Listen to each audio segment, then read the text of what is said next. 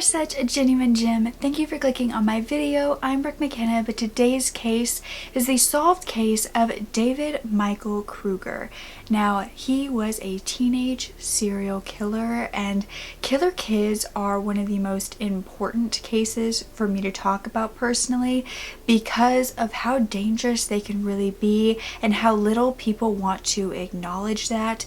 There is also different elements in this case that are very important to me, such as fetal alcohol syndrome and reactive attachment disorder, things that I have a bit more of an insight on than many people do, and can hopefully give you a little more information and background as to the psychology of this certain killer. Now, if you enjoy true crime, I would really recommend you subscribing to this channel as I post so much on here, and if you want to make me happy, all you have to do is give this a thumbs up and possibly leave a nice comment down below. Now let's get back to the story. So it was 1956 in Canada, and the Malete family decided to go on a little vacation to Toronto, Ontario, and they wanted to go to the exhibition place where they held a fair every summer. Now, it was September the 15th, and the family would kind of be hanging out around this area when the older boys decided they wanted to go watch a movie, and the rest of the family just kind of split up from there to do their own things, and 7-year-old Wayne would decide that he wanted to kind of just walk the grounds on his own and explore as little boys do. Now, his family would get back together later that night, and Wayne never returned. He never told them where else he could have gone. He just didn't show up when he was supposed to, and the family ended up calling the police.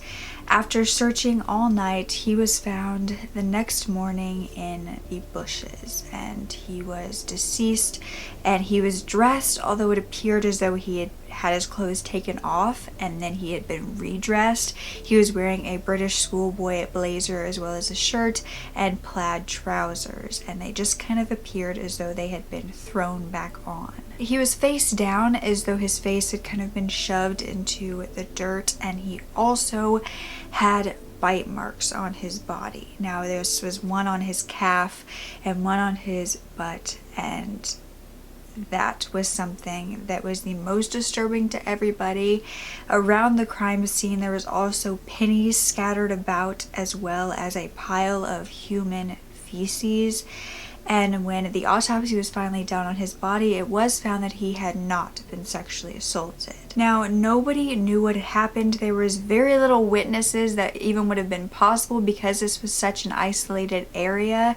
However, this is when a security guard from this area would come forward saying that he remembered a boy who had come up to him that night and wanted to talk to him, and he had kind of just shushed the boy and made him go away because he thought everything that he was saying was some sort of imaginary tale. However, thinking back on it, knowing that there was now a murder victim, this was something that was very, very alarming. Now, this boy had come up to him. He was riding a bicycle, and he had said, "What would you do if you found a body in the bushes? What would you do if there was a murder here?" And the security guard, like I said, was just kind of, ignoring him and wanted him to go away. And that's when this boy was saying, "I saw a really suspicious boy leave this area, and he kind of looked like me." And again, the security guard just kind of made him go away, and he did. He rode off on his bike. However, now the security guard was worried that he had let a killer go. He said that this boy was between 15 and 16. He was thin. He was about 5 feet tall, maybe a little taller, had dark hair that was combed to one side, but this is all he could really remember about him. Then it was September 22nd. This was 7 days after the murder, and a suspect would be found. This was 14-year-old Ron Moffitt, and he would be brought in because he worked in the area that Wayne was killed, and he also had just run away from home. They found him actually kind of hiding out, sleeping just in the area on his own, not in his home, and he had run away previously. When they brought him in, they asked him why he ran away from home, And he said it was because he got in a fight with his family and he just didn't want to go home at that point. However, then they began to say that this was actually because he was guilty of murder and was trying to get away. Ron said that wasn't it at all, that he was actually at the local movie theater the day of the murder and was watching back-to-back movies. He also helped the people at the theater put up the sign that says what's showing, what's playing, and that there's no way he could have been in this area at this time. Yet hours into this questioning, Ron would actually confess to Wayne's murder, and he was found guilty, but as a youth, and so this would mean he would go into a youth detention center, which was like a boys training school, and he would stay there. But so many people had come forward at this point saying, we saw him at the theater all day, there's no way he could have been in this area when we had seen him at this theater. And people were just very, very loud about the fact that he had an alibi and there's no reason he should have been charged and found guilty. Now, something that stood out to me was that if the security guard had seen this boy on a bike, which they were thinking was the killer, did the security guard say that Ron looked like the boy? Because allegedly Ron had light hair and the security guard said the boy on the bike had dark hair. But either way, they still charged him. Now, another detail was that Ron didn't even know how to ride a bike.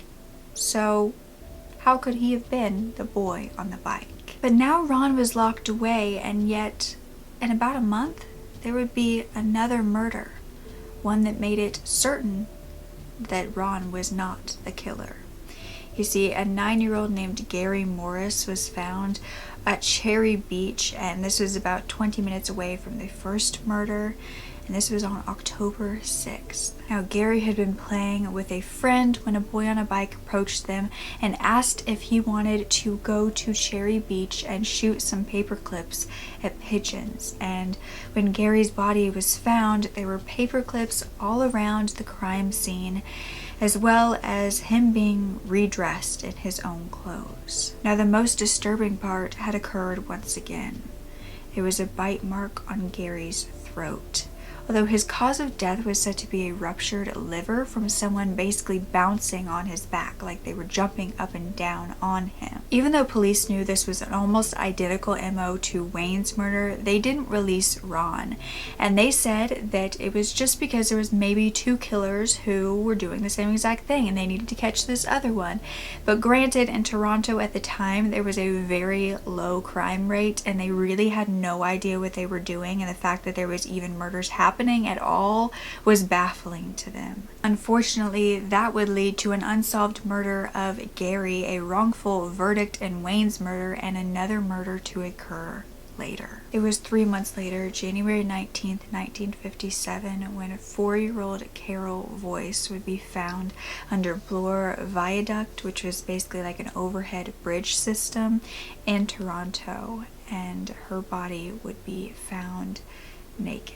Now, her clothes had been pulled off and she had been choked until she was unconscious, but she had actually died from a tree branch being inserted into her as she was sexually assaulted. Carol had been playing with a friend outside of his home that day. They were both 4 years old, and that is when this mysterious and monstrous boy on a bike would come up and would ask them how old they were, and when they both said 4, he initially asked the boy if he wanted to go on a bike ride with him, and then he changed his mind and said that he wanted to take the girl instead. According to the Murder Was the Case podcast, this was the breaking point in the media. Everybody knew that this was a serial killer and that they hadn't just already caught Ron and it was over with, that this was something that was going to continue to happen if they didn't catch the right killer. And so this was something that made everybody panic. However, the boy on the bike, this killer, had really messed up with Carol Voice's murder. And that was because many people had seen him this time. Even a night watchman had witnessed him ride up to these 2 children. So this led to a police sketch being made and sent out to all the newspapers. 2 days later, this monster would be identified as 18-year-old David Michael Krueger, a boy with quite the past. A past that should have led to somebody in their community doing something to protect everybody else. However, because he was a kid, they did nothing, as they always do. You see, David was born Peter Woodcock on March 5th of 1939, and his mother was a 17-year-old factory worker named Makenna, who kept him for a month after she gave birth to him. However, after that month, she would give him up for adoption, and this is when he would go into the foster care system. By this point, Peter already had problems with eating, and he also cried all the time, constantly. And if you don't know, I actually have a bit of a background in the foster care system, as my family did foster care for 8 years and took many kids in. I have a video on that I'll link down below if you want to know more. But I do have a bit more insight and can tell you a little bit about how it is and what can occur because of a child being in this foster system. Now, what really alarmed me was that one of the first things it talks about in the early childhood was that it says that he was unable to bond with any of his foster parents. Now, this is highly concerning to me because this is what is known as Reactive Attachment Disorder, or RAD, and it is something that is shown in a lot of children who go into the foster system or do not have that bond from their birth parents and do not have a continued bond growing up, especially in the first 5 years of their life, and it can really cause trauma and cause attachment issues.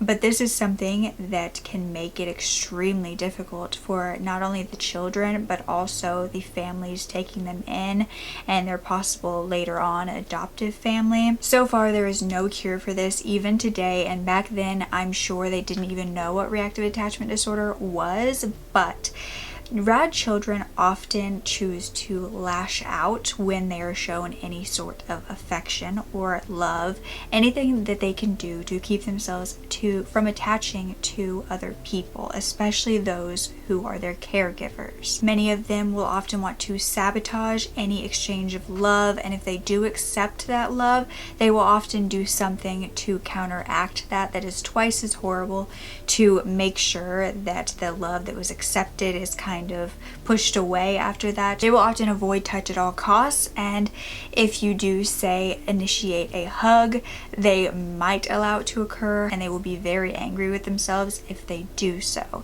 Now, there are two different types of RAD, disinhibited and inhibited, and I want to tell you a little bit about them because it does make a difference as far as which one it is. Now, I've dealt with children with both disinhibited and inhibited, but inhibited RAD is when those children really go inward with their care needs. They feel as though they don't need anybody else to take care of them. They will do anything that it takes to make sure that they are self-reliant. And this isn't just an independent kid. This is, if you try to do anything for them, they will take a stand. They will resent anyone that tries to get in the way of that. However, it's a bit of the opposite for disinhibited RAD.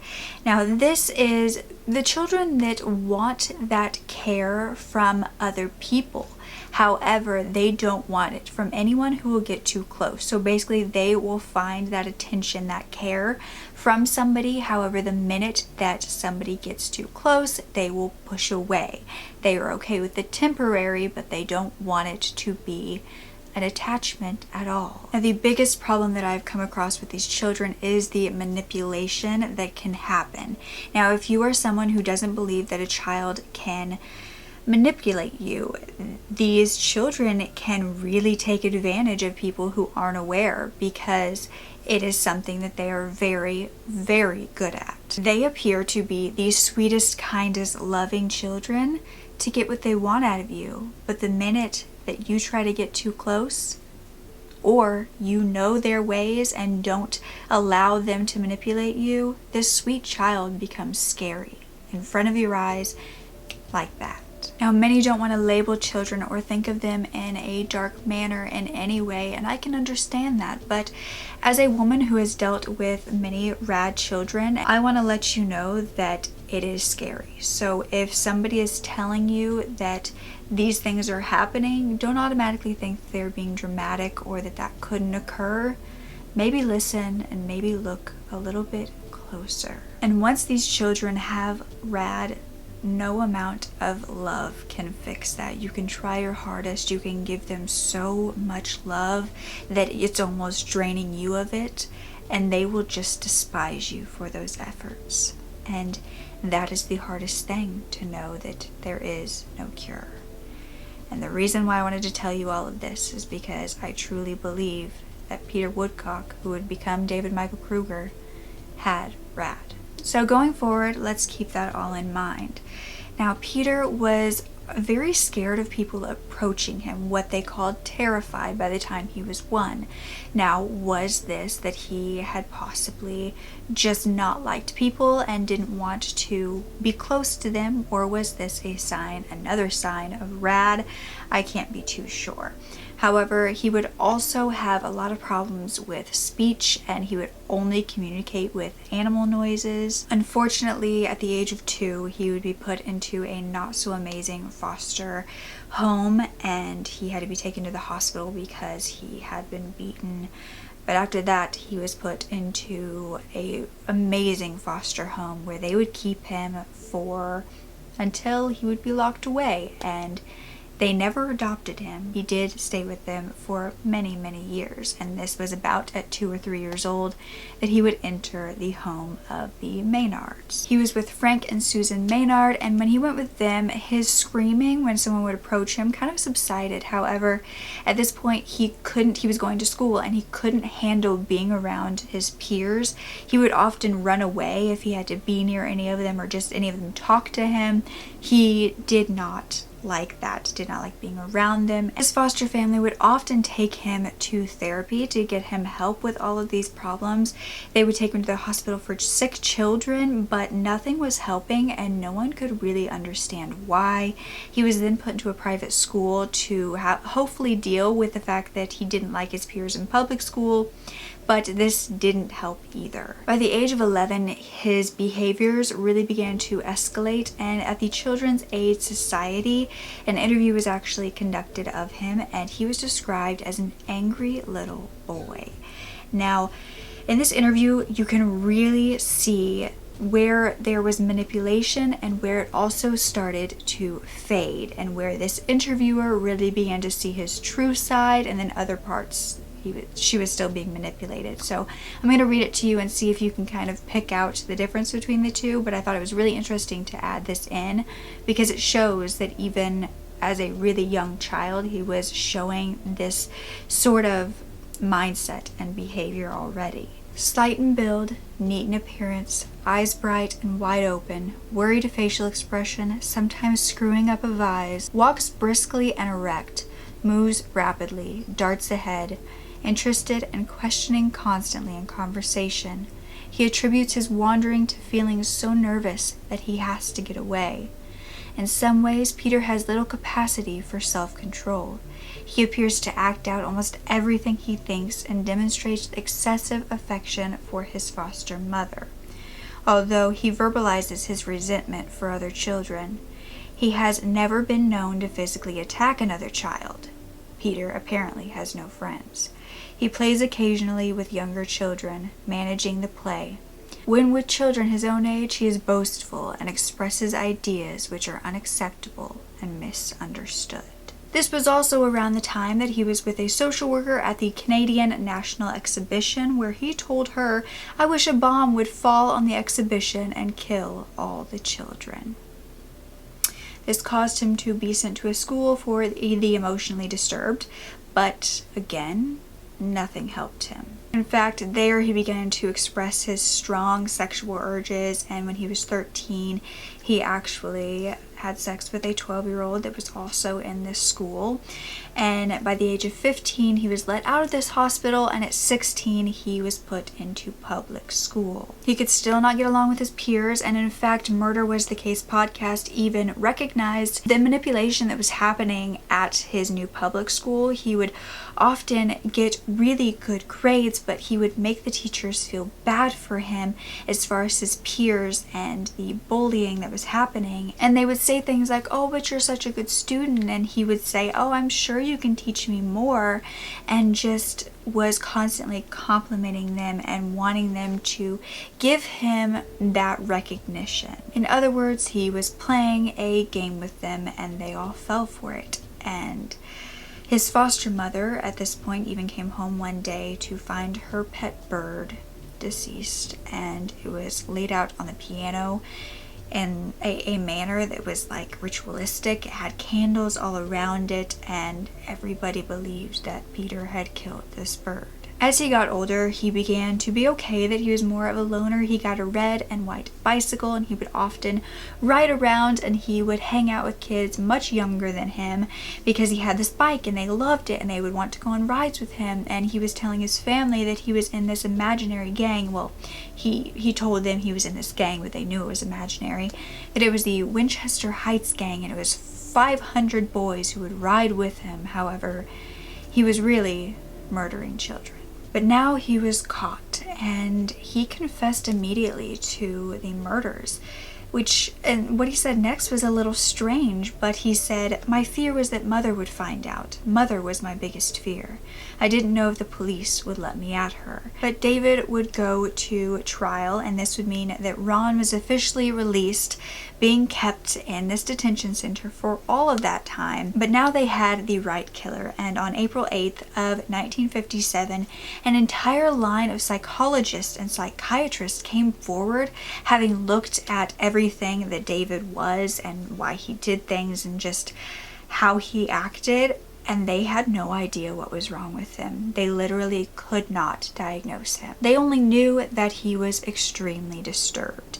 Now, like I said, they didn't know what RAD was, which could have been a diagnosis at the time if they did know. And of course, I don't know 100%, but I will say it is extremely similar to the cases that I've seen. But also, there is another diagnosis that I really think that he would fit the bill of nowadays, and now it's still not widely talked about either, but this is Fetal Alcohol Syndrome. Now, this is when a mother will drink while she is pregnant, and it depends what trimester when this mother will drink, how much she will drink during which trimester, that it can be on one end or another of the spectrum of fetal alcohol syndrome. This hugely affects social cues and also emotions such as empathy, and it's easy to see a lot of the times mainly with peers. They are not at their level, they don't mesh well with them. Now, there is no cure for this, and nowadays we know that most talk therapy doesn't work, as they cannot remember from one session to another what you have taught them, so you just continuously teach them the same exact things, meaning that you don't really get anywhere with this therapy. It's almost just like a continuous back and forth that you are doing with them. This can also lead to many learning disabilities such as speech, which is something that David did suffer with when he was a child. His therapy also wasn't working, and another huge denominator in all of the fetal alcohol syndrome cases, or some of them, I'm not going to say all, but is strong sexual urges. Now, this is something that Peter showed as well, and it can also cause bone and joint deformities. The reason I began to look at Peter or David as having fetal alcohol syndrome is because of his looks. It also depends on where they are on the spectrum, but their face is something that you can really see it in, especially in Peter's ear.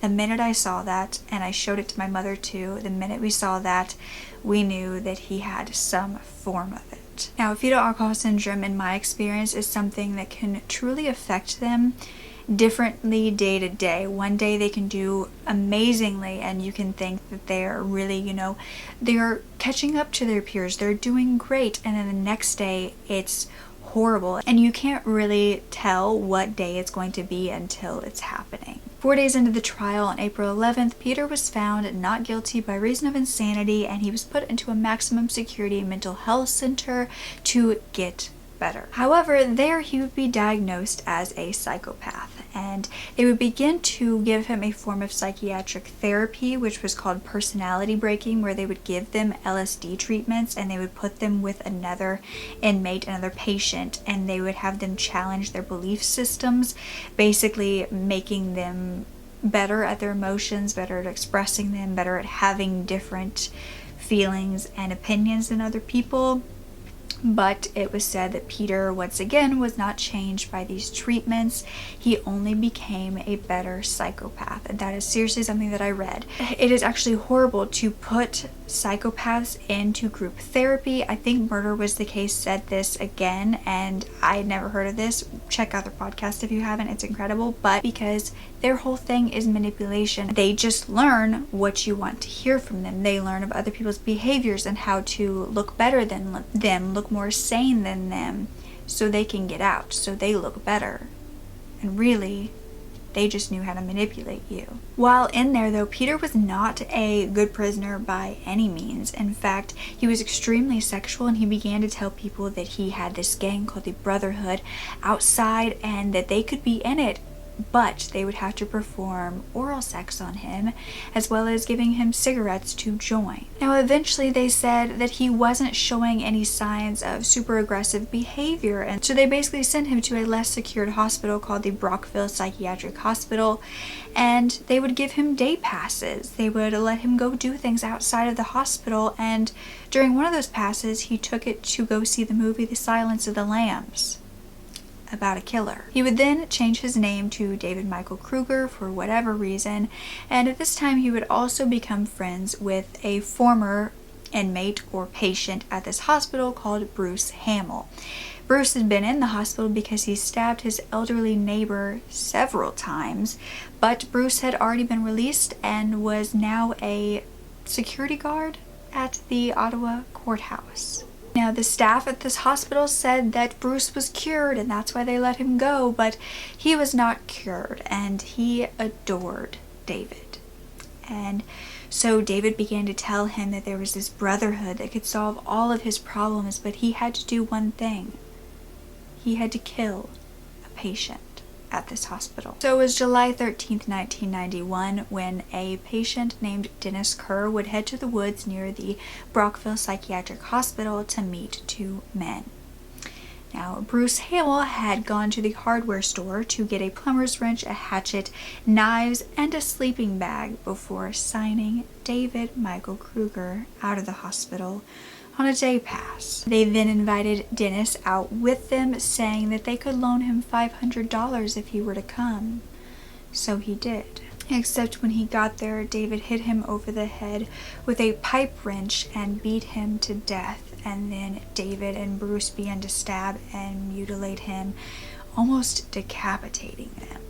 At this point, Bruce took some sleeping pills and thought that this brotherhood was going to be aliens that were going to come and get him. But right before that, they had taken off their bloody clothes and they had assaulted Dennis's body. Now, the body wouldn't even have time to be found because while Bruce was sleeping, David walked in his bloody clothes to the police station and turned himself in. While waiting in the police station, he began to pleasure himself like 6 different times in front of everybody. He had no shame about it. He was just out in the open doing it. He was 52 years old at the time. He was nearly blind. He couldn't hear, and it was just very, very disturbing. And also, when he was given a breakfast of eggs and bacon, he was saying how much better it was than the hospital food and that he had to murder someone to get better food. He had a very flat affect when he was talking about the murders, and there was just literally no emotion in his voice. That's what that means. And it was very, very disturbing. And at this point, he was put back in a maximum security hospital. He would stay locked up for the rest of his life. And when asked why he killed, he really didn't have an answer. He said, "I'm accused of having no morality, which is a fair assessment because my morality is whatever the system allows." When asked why he switched to a little girl after killing the 2 little boys, because that was always a question in this case of why did he change his MO to a girl. He just said that it was the balance of things, that he already killed 2 boys, so he wanted to kill a girl. But in 2010, David was 71 years old when he died of natural causes, being known as the serial killer they couldn't cure. But I highly recommend Murder Was the Case podcast. I listened to many on this case to really get the full gist of it, but theirs was the best. They didn't appear to know exactly what it was that was wrong with him as far as what I think was RAD and Fetal Alcohol Syndrome, but they knew how his mind worked without knowing that, and they got it spot on in my opinion. So I don't know, I just wanted to give them a huge shout out. I'll link them down below. But as you can tell, this one got me kind of worked up a little bit, but I hope that you do respect my personal opinion as well as knowing a little bit more about what could have possibly been the psychology behind David Michael Krueger, because this is one of the most horrific cases I think I've ever researched. I want you guys to be aware that children like this exist. It is something that needs to be more talked about because there are families struggling, there are children struggling with this, and we need to get them help before something like this occurs, because it's happening every day now. And kids like this are becoming more and more common, and I just don't want to see that happen to the world because it's hard. And these victims didn't deserve it. And yeah, that's where I'm going to stop, because otherwise I could ramble about this for years. It's something that is my biggest passion in life. So hope you enjoyed this video, hope you learned a little bit, and let me know your experiences if you have any with children like this, and please be respectful of my opinions and my knowledge on it, and I will be respectful of yours as well. But don't ever forget to speak up. Your voice is powerful enough, and I love you to absolute pieces. Okay, bye.